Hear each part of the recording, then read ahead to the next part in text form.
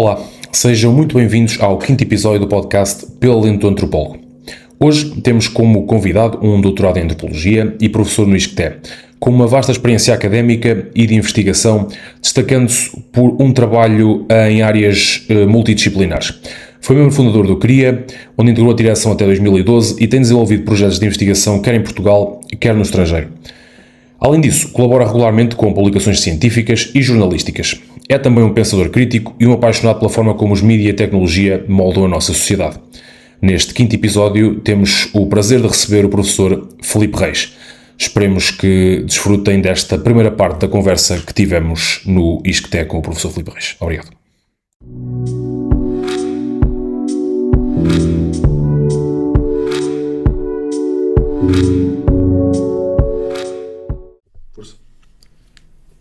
Está a gravar. Ok, então mais uma vez bem-vindos a mais um Pela Lente do Antropólogo. Hoje estamos aqui com o Filipe Reis, professor no ISCTE. E Filipe, pronto, então para começar eu podia contar-se um bocadinho sobre ti, sobre a tua carreira, um bocadinho, porque lá está, e também o porquê da antropologia. O que é que trouxe aqui e o que é que tens feito? Ok, obrigado pelo convite de participar neste podcast Pela Lente do Antropólogo. E, bom, eu pertenço a uma geração, já tenho uma certa idade, que teve antropologia no secundário. Uma disciplina que na altura milhares de pessoas como eu, estou a falar no início dos anos 80, e na verdade eu soube o que era antropologia por causa dessa disciplina que tive no liceu. Curiosamente até era dado para uma pessoa que tinha formação em comunicação social, e quando cheguei a concluir o 12º ano, eu tinha claro que aquilo que eu queria continuar a estudar, eu ainda não tinha claro que ia ser antropologia, mas estou a mencionar a cadeira porque ela teve uma importância, ou seja... Teve aquela influência. Teve influência. Eu sabia o que era a disciplina, assim como sabia o que era a psicologia, sabia o que era a sociologia, porque na verdade tínhamos disciplinas que nos faziam introduções no secundário a esta área das ciências sociais. E portanto eu tinha muito claro que eu queria estudar uma ciência social. Tinha claro o que é que eu não queria estudar direito, eu gostava muito de história, mas não me vinha a fazer uma formação em história, e portanto o meu leque de possibilidades começou a ficar muito claramente centrado ou nas ciências sociais, isto é, sociologia e antropologia, e eu também gostava de comunicação social, e na altura começaram a surgir os primeiros cursos de comunicação social, se não me engano na Universidade Nova, em Lisboa, creio que em Évora também havia um curso, e portanto eu acabei por me candidatar a isto. Parece que estamos a falar de um mundo diferente, não é? Não tínhamos forma de ir à net procurar informação sobre os cursos. E aquilo que depois me decidiu a pôr como primeira escolha, eu entrei na primeira escolha, a optar pelo ISCTE, é porque quando me fui candidatar, nós pedíamos um calhamaço que tinha a listagem dos cursos todos que as universidades portuguesas ofereciam, precisávamos dos códigos para fazer o preenchimento, e aparecia no curso de Sociologia do ISCTE, tinha um asterisco que em baixo dizia: os alunos que ingressem no curso de Sociologia têm a possibilidade de no segundo ano fazerem uma candidatura ao curso de Antropologia. O curso de Antropologia no ISCTE estava a começar no ano de 1982-83, que é o ano em que eu entro no ISCTE. E de facto esse asterisco foi decisivo, porque eu acabei por entrar na minha primeira opção, que era aqui o ISCTE, e o que acontece é que de facto, depois de ter feito um primeiro ano em Sociologia, que era comum, todos os estudantes fazíamos as mesmas disciplinas, eu no segundo ano decidi então fazer essa candidatura ao curso de Antropologia, tinha menos vagas, e é essa a razão da minha chegada à Antropologia, aqui ao ISCTE. Ok. E falando agora um bocado sobre o teu percurso profissional, ou seja, qual é que foi depois de fazer a formação, qual é que foi também a formação que fizeste, qual é que foi o percurso, qual é que é, por exemplo, neste momento o teu foco na área da antropologia, seja a nível de ensino, seja a nível de investigação, e o que tens feito atualmente. Ok, então eu comecei a fazer algumas coisas em antropologia ainda durante o curso. Acho que a primeira coisa que eu fiz em que me senti de alguma forma antropólogo foi que na altura havia uns programas de formação, não me lembro exatamente o nome, nós estamos ali nos meados dos anos 80, e eu candidatei-me e fiz parte de uma equipa que juntava pessoas da sociologia, sobretudo. Eu não sei se havia mais alguém da antropologia, mas eu era dos poucos em antropologia ali, e que fomos trabalhar para o Chapitão. O Chapitão, na altura, estava-se a instalar no lugar onde nós o conhecemos hoje, na colina do Castelo. Sim. E, portanto, na altura, eles estavam a começar, o primeiro edifício tinha ficado pronto, e o Chapitão queria fazer uma espécie de estudo sociodemográfico que lhes desse alguma informação sobre o bairro para onde eles iam atuar. Conhecer associações de moradores, conhecer as valências que existiam ali, as dinâmicas. E eu lembro perfeitamente que, eu às vezes até conto isso aos meus estudantes, que enfim, eu ainda nem tinha concluído a antropologia, estava no 3º ano, talvez, mas eu tinha aquela ideia eu quero ir conhecer, para mim conhecer as pessoas é ir participar em coisas, e acabei por fazer uma espécie de primeiro trabalho de campo ali, sei lá, colaborei na construção de um pequeno jardim infantil, etc. E essa foi a minha primeira experiência, que depois podia ter tido sequência num projeto que, a partir dessa experiência, se candidatou a financiamento. Na altura não havia FCT, havia uma estrutura chamada GNICT, que era a Junta Nacional de Investigação Científica e Tecnológica, e essa equipa depois fez um projeto que, no fundo, era um aprofundamento, desdobramento desse estudo exploratório, mas simultaneamente integrei uma outra equipa também para um outro projeto bastante mais, digamos, que estava mais de acordo com aquilo que eu queria fazer no futuro. E eu, na verdade, quando concluí o curso, tinha a possibilidade de optar por ambos. E acabei por optar por fazer um projeto, na altura coordenado pelo professor Raul Iturra, que convidou algumas pessoas e que depois deu origem a um trabalho de campo longo, que decorreu ali entre 88 e 91, onde eu e vários colegas, como o Paulo Raposo, o Nuno Porto, no fundo tivemos a nossa formação como antropólogos de terreno, não é? Porque o curso não nos dava essa formação. Lá está. E agora, por exemplo, falando atualmente, o que tens feito? Sabemos que dás aulas, pronto, há quanto tempo é que já estás a dar aulas? O que é que tem sido, lá está, o foco dessas aulas, e também a nível de investigação, o que é que tens feito também? Pois, eu na sequência desse primeiro trabalho de campo, em que eu trabalhei muito sobre aprendizagens, trabalhei com crianças, observando jogos, e havia muito um foco nesse projeto sobre as aprendizagens para além da escola. E eu foquei-me muito naquele contexto, que era uma aldeia da Beira Alta, foquei-me muito na observação e na observação participante das crianças da aldeia, dos jogos que faziam, das dinâmicas de transmissão entre pais e crianças, etc. E, portanto, eu comecei por me interessar muito pela antropologia das aprendizagens, cognição, antropologia da educação, e esse foi o meu foco ao longo dos anos 90. E depois, quando tinha que pensar no doutoramento, eu devo confessar, já estava um pouco não é farto, mas acho que estes temas, eu precisava de uma mudança, não é? Uma coisa nova. Precisava de uma coisa nova e de modo que eu, para o meu doutoramento, depois saí do campo, digamos, da cognição e da educação e decidi começar a estudar uma área que na altura estava a emergir,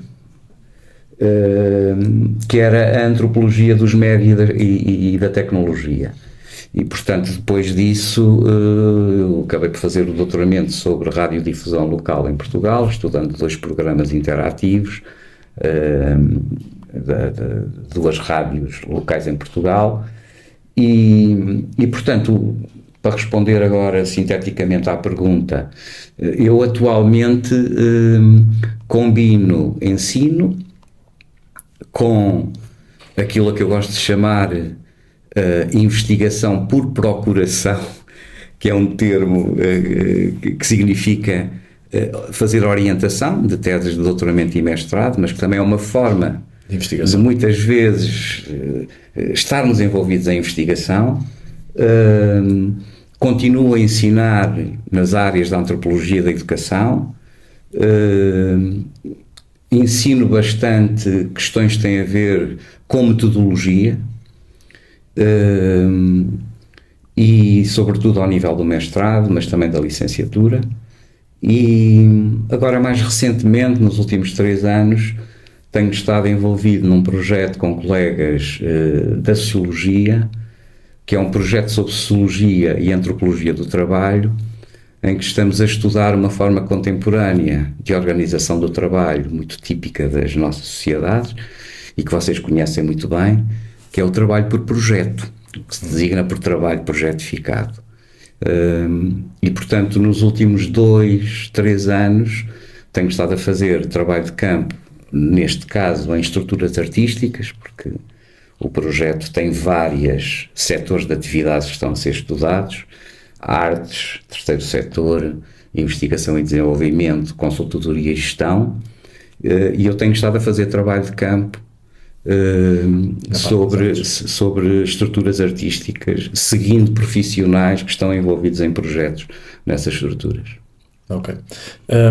Pronto, então falaste sobre a questão das aulas e ainda continuas na antropologia da educação. Como é que é dar aulas atualmente na área da antropologia, com os alunos atuais? Como é que ela está? Como é que consegues, sei lá, integrar o trabalho de campo, a experiência nas próprias aulas, e como é que é a experiência de dar aulas atualmente? É assim, claro que ao longo destes anos eu fui sentindo necessidade de mudar, não é?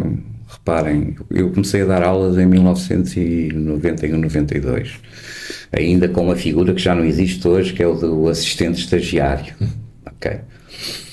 E, portanto, eu na altura era assistente e, portanto, muitas vezes, e aqui o assistente, às vezes eu assistia mesmo às aulas do professor que era o regente da cadeira, e depois normalmente os assistentes começavam por ficar com aulas práticas. Devo dizer que eu fui treinado por um conjunto de professores, mas especialmente pelo professor Iturra,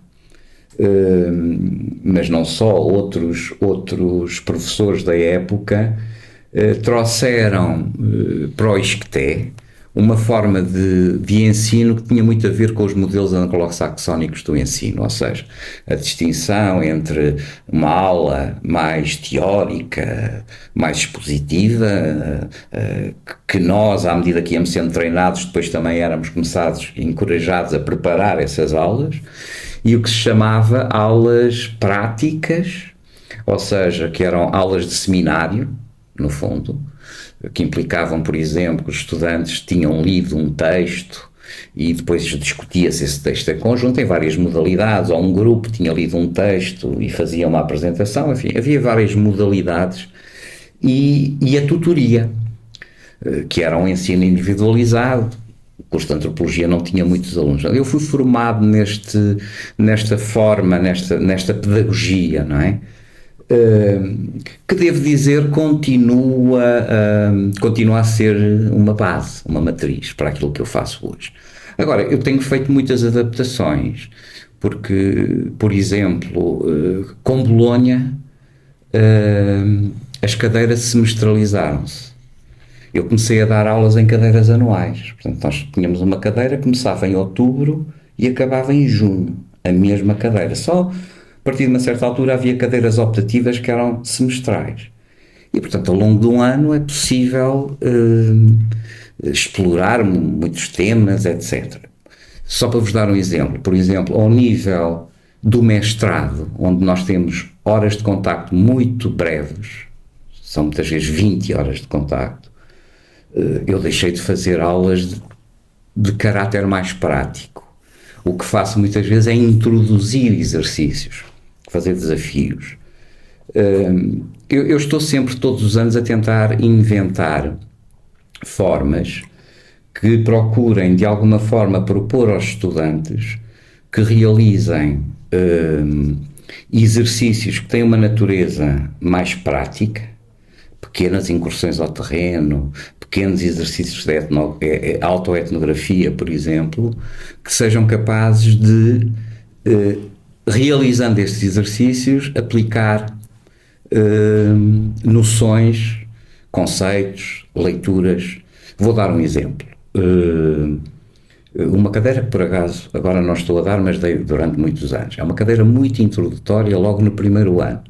E os alunos são desafiados a fazer um exercício de observação, não participante.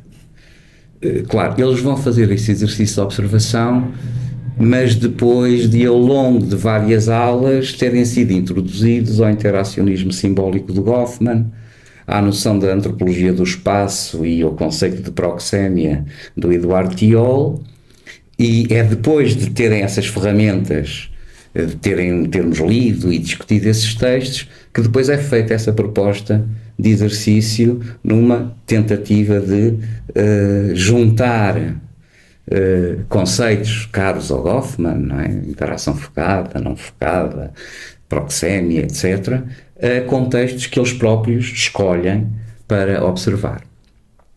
É um exemplo.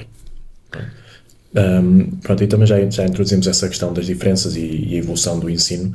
A minha questão seria, por exemplo, qual é que é, por exemplo, atualmente, o conselho que dás ou que darias a um aluno de antropologia a começar agora a estudar? O melhor conselho que poderias dar para ele tentar ter sucesso ou para melhor conseguir fazer as cadeiras ou os cursos? Bem, eu acho que desse ponto de vista eu se calhar não daria conselhos tão diferentes hoje do que daria há uns anos. Um curso como o curso de Antropologia é um curso que exige muita leitura, muito treino na escrita e que muitas vezes sente-se, mas eu acho que na universidade há lugar para disciplinas que assumem, e eu próprio, em função das disciplinas, também assumo mais um tipo de pedagogia ou outro. Há disciplinas que exigem um ensino, vamos dizer, um pouco mais escolástico, no sentido em que é preciso, de facto, trabalhar um conjunto de autores, fazer um conjunto de leituras, etc. E, embora eu raramente abdico de juntar isso com algum tipo de exercício prático, isso leva-me a questões que hoje na academia nós estamos a discutir, e que não sei se era esse até digamos, a agenda da tua pergunta, que é, hoje nós dispomos de ferramentas, por exemplo, de busca de textos, de chamadas ferramentas de inteligência artificial, os ChatGPTs, os GoPilot e por aí adiante, que tornam muito mais, por um lado, acessível à informação, mas com o risco de muitas vezes os estudantes se encostarem a essas ferramentas, não é? Pura e simplesmente abdicarem de ler efetivamente os textos. E, portanto, em vez de ler os Argonautas do Pacífico Ocidental, ou aqueles capítulos, vou ao ChatGPT e faz-me um resumo dos Argonautas. E sai ali, sai uma... Bom, eu acho que o desafio de ensinar hoje não é achar que isto é o inimigo. Isto é uma discussão que temos vindo a ter entre colegas, etc. Nós, na verdade, o que temos que fazer é, de alguma forma, mostrar aos alunos que, se ficarem só por esse nível, não vão muito longe. Ao mesmo tempo, sem demonizar essas ferramentas. Eu estudo também, como disse há pouco, não é? A área dos estudos de tecnologia, as ferramentas de comunicação são uma área que me interessa e frequentemente nós encontramos formas do que eu chamo de tecnofilia ou tecnofobia, não é? E achar que essas coisas podem... Claro que elas estão a alterar e nós temos que perceber que hoje os estudantes têm acesso a essas tecnologias. Eu, nos anos 90, se quisesse aceder a um conjunto de informação, eu tinha que, como aconteceu nos anos 90, e a internet estava a dar os primeiros passos, mas eu fui 2 semanas para uma universidade na Escócia porque dispunha de uma biblioteca onde eu encontrava uma referência num artigo e depois ia buscar o livro daquela referência. Isto hoje parece uma coisa arcaica. Porque hoje eu disponho de ferramentas de busca e disponho do Open Access e tudo isso que me permite ter essa informação. Então, o facto de hoje dispormos desta informação toda deve levar a transformar um pouco, seja as formas como, por um lado, damos as aulas, seja os desafios que colocamos aos estudantes em termos dos exercícios, sejam trabalhos escritos, ou até mesmo que sejam exames, ou que seja o teste, ou exercícios práticos. Claro, levanta desafios e eu estou consciente disso. Claro. Mas sim, e a questão da inteligência artificial é uma questão bastante importante e nós também queremos tocar nisso, porque acho que é importante falar disso. Mas antes de chegar lá, só lá está, para fazer uma pergunta final por causa da tua carreira de trabalho, que é sempre interessante, que é qual é que foi, por exemplo, o trabalho de campo, ou na tua experiência toda, os momentos mais marcantes da tua experiência profissional a nível de trabalho de campo, ou alguma experiência, alguma pessoa, alguma interação que te marcou, ou que tenha sido caricata, uma coisa assim mais fora da caixa, que te lembres, que seja uma coisa assim muito vívida e que ainda hoje te marca nesse aspecto?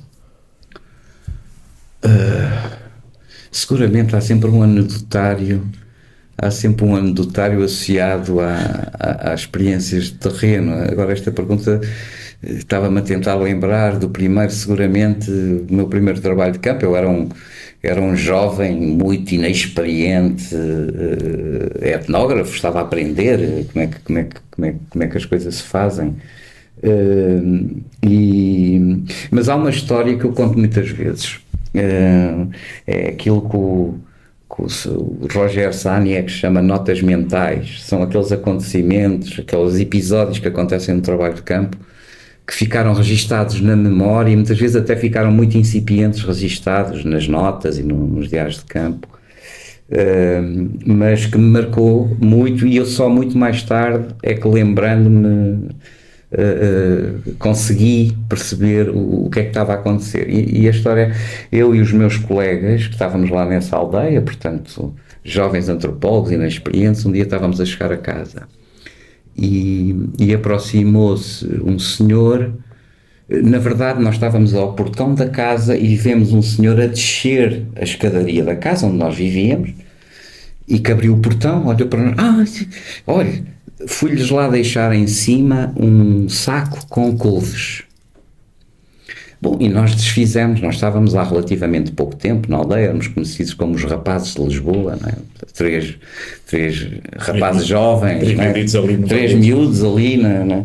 E nós desfizemos em agradecimentos, não é? Mas porque é que se deve incomodar e não sei o quê.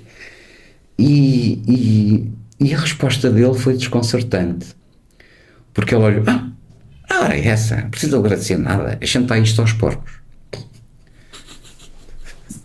E este episódio, eu lembro-me que eu e os meus colegas passámos essa noite e as próximas a rir-nos, a tentar. E pronto, esta nota mental, só muito mais tarde, uma vez que tive que escrever uma coisa sobre o ensaio sobre a dádiva do moço, este episódio voltou-me, tentando perceber a razão daquela resposta, porque aquela resposta não era uma ofensa. Não era, ele não estava de modo nenhum, aliás, as pessoas muitas vezes por delicadeza quando diziam a palavra porco diziam com licença ao porco. E portanto não havia ali nenhum tipo de ofensa. Então o que é que havia ali? Bom, havia na teoria da dádiva do moço, havia ali que ele nos estava a dizer era a desobrigar-nos, não é? Dar, receber e retribuir. E o que o Senhor estava a dizer com aquela palavra é dizer isto é coisa de somenos, vocês estão desobrigados de me retribuir, por isto não. Pronto, este episódio, talvez quando fiz muita itinerância para o meu doutoramento, eu fiz as largas milhares de quilómetros pelo país, visitando rádios locais no interior do país. Acho que aconteceu uma vez numa rádio local do Algarve, eu muitas vezes chegava, tentava contatar antes, mas não atendia o telefone, então eu chegava, apresentava-me, estou a fazer um trabalho sobre rádios locais, chamo-me Filipe Reis, e a pessoa que me atendeu confundiu-me com o Luís Filipe Reis, que eu nem sabia quem era, que é um cantor popular. É o Luís Filipe Reis, está aqui o Luís Filipe Reis. Pronto, o equívoco durou relativamente pouco tempo, mas... Pelo menos não me pediram para cantar. Não me pediram para cantar, ainda bem. Ok. Então agora entrando, lá está, na questão que falámos da antropologia, o mundo moderno e o que tem evoluído, que é...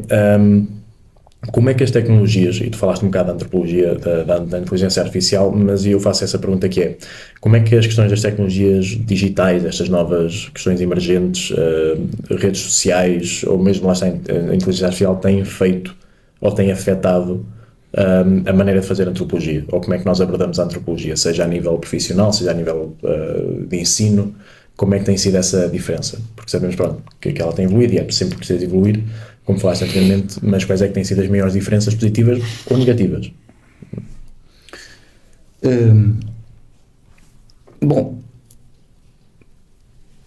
desde logo afeta porque hoje há toda uma área da antropologia dedicada ao estudo das redes sociais e às articulações entre antropologia e estudos de tecnologia e de comunicação. Que de resto não é uma coisa assim tão nova, não é? Há sempre founding fathers nestas coisas, não é? Há uma senhora americana, Hortense Poldmarker, nos anos 50 fez um estudo sobre Hollywood. E há outros exemplos, assim, pioneiros, de pessoas que foram encontrar objetos de estudo muito diferentes daqueles que eram os objetos de estudo dos seus contemporâneos, não é? Que iam para os mares do Sul, ou para a América Latina, ou para a África. Mas, na verdade, é ali a partir dos anos 80 e 90 que, de facto, a antropologia começa, por várias razões, a perceber que, com a democratização, expansão, massificação das tecnologias de comunicação, elas passaram a fazer parte da vida das pessoas e das comunidades com as quais as antropólogas e os antropólogos trabalham.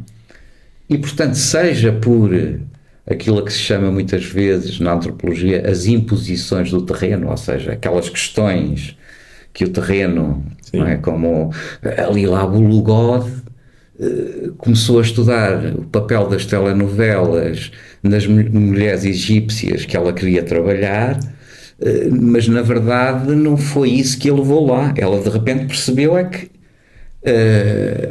as telenovelas desempenhavam um papel muito importante na forma como aquelas mulheres construíam as suas visões sobre o mundo, se posicionavam e articulavam com noções, como as noções de amor, com o patriarcado e pronto, e isso deu origem ao livro. Seja por imposição do terreno, ou seja, de repente o terreno leva-te a perceber, seja por agendas mais definidas a priori, a antropologia sempre, desde os anos 80, com mais força nos anos 90, começou a olhar para estes assuntos como absolutamente inescapáveis.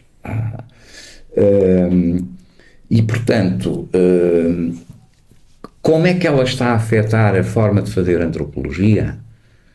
Bem, eu acho que em grande medida, isto é um conselho mesmo a pessoas que eu oriento e que querem trabalhar sobre estes assuntos.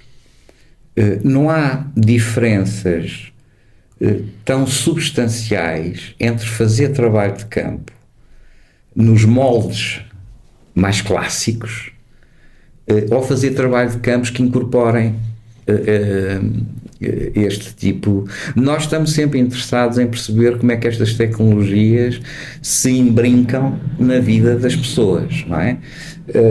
É claro, sobretudo noutras áreas como a sociologia, tem-se feito muito o que se chama etnografias de ecrã, e isso também pode ter o seu lugar. Eu creio que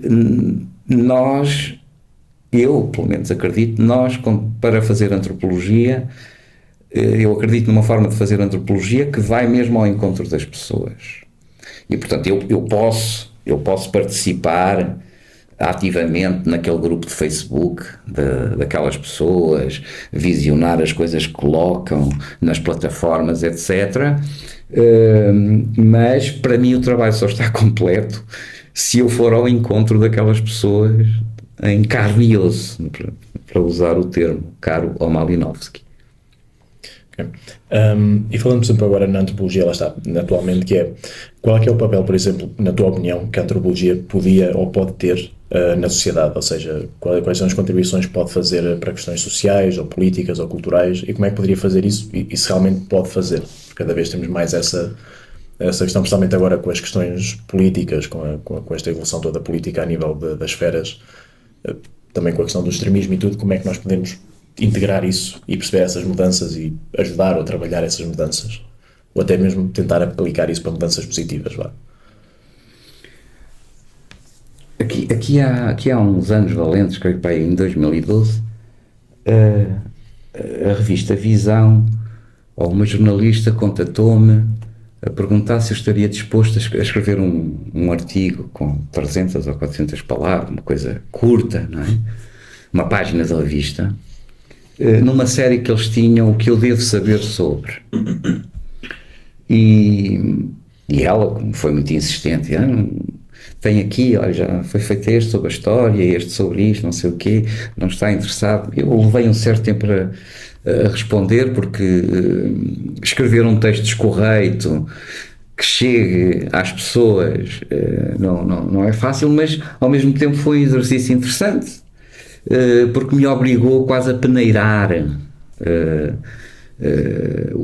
e a ter muito claro para mim próprio o que é a antropologia, sobretudo quando se tem que comunicar o que é que ela é e para que serve para um público que não são os meus colegas de antropologia, nem são os de sociologia, nem são os da história, que têm ideia sobre o assunto. E obviamente que eu diria, para responder à tua pergunta, de que provavelmente, mais do que nunca, a antropologia hoje é qualquer coisa que é fundamental para compreendermos o mundo contemporâneo. E há razões para pensarmos isto, porque, por um lado, o contacto entre grupos culturalmente diferentes intensificou-se de forma absolutamente exponencial nas últimas décadas.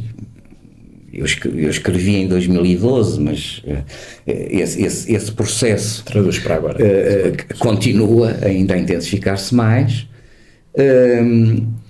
E aquilo que sempre foi o legado da antropologia, e que creio que no mundo contemporâneo e naquilo a que estamos a assistir atualmente, estas lógicas de entrincheiramento, de isolamento, de demonização do outro, demonização do estrangeiro, demonização do imigrante, etc. Isto a que estamos a assistir deveria justamente levar-nos a pensar que a antropologia é uma disciplina que nos dá instrumentos para pensar as diferenças de forma não etnocêntrica. E isto acontece, e isto é particularmente relevante no momento em que a diferença agora já não a vamos encontrar, ou a produção dessa diferença, ela está à porta das nossas casas, não é? E nesse sentido, esse legado da antropologia continua absolutamente essencial no mundo contemporâneo, porque aquilo a que nós estamos a assistir é uma espécie de ressurgimento de fantasmas que nós já vimos acontecer noutra altura, noutras épocas,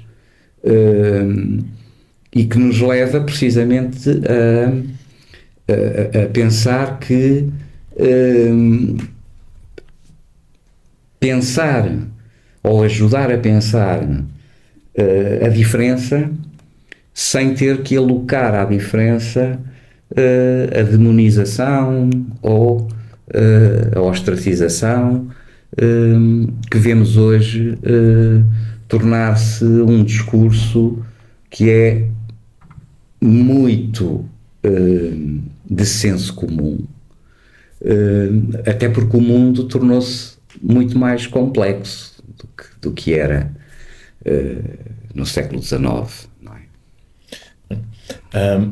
E tu, falando também, por exemplo, falaste agora dessa questão da abordagem de temas e de poder abordar essas questões, e eu vou um bocado à questão de, para nós sabemos que a antropologia estuda imensas coisas, faz muitas intervenções, e nós sabemos que ao longo dos anos trabalhou especialmente questões de comunidades mais escondidas e mais não tão reconhecidas, ou com tradições mais caricatas, vá.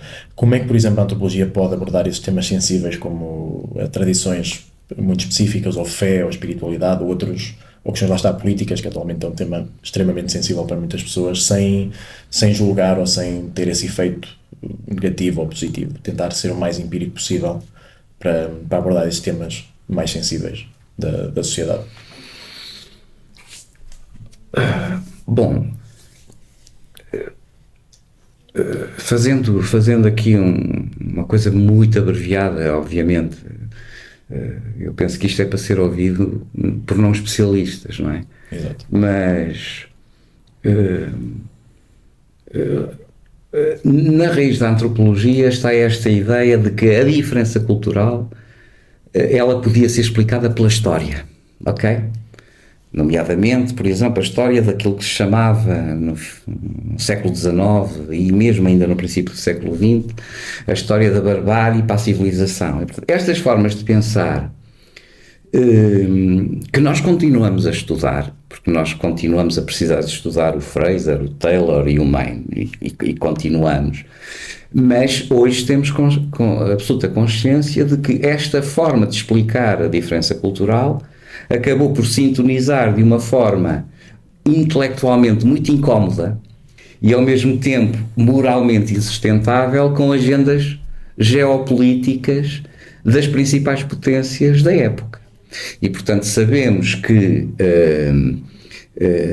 digamos este projeto positivista, iluminista encarnado pelo evolucionismo, que eu costumo dizer que é uma espécie de, é uma tentativa de arrumar a diferença cultural, pensando que ela podia ser arrumada como a tabela periódica que nós estudamos na química. Aplicar aos grupos de seres humanos e às diferenças entre eles os mesmos princípios que se aplicam à forma como se faz como a tabela periódica. Agora, o que nós sabemos é que os seres humanos são muito mais criativos muito mais complexos do que os átomos que formam a matéria, não é? E, portanto,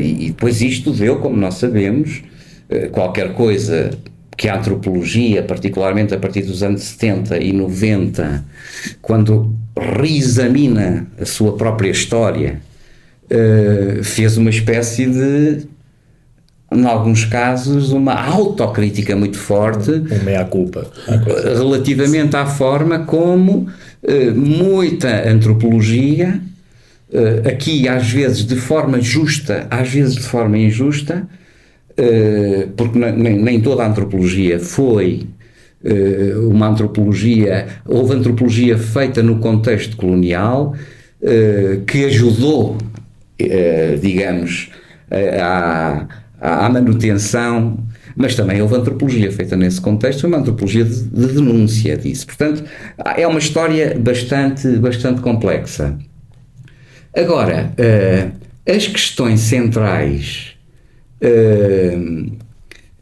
que a antropologia se coloca desde essa altura, eu creio que elas continuam, e é por isso é que no ensino da antropologia nós precisamos de voltar a essas questões, e agora indo se calhar mais diretamente à pergunta que estás a fazer. Ou seja, a antropologia, a olhar, este olhar que é aquilo que a torna singular no panorama das ciências sociais, que a distingue, que historicamente a distinguiu da sociologia, que a distinguiu da história ou de outras áreas do conhecimento nas ciências sociais,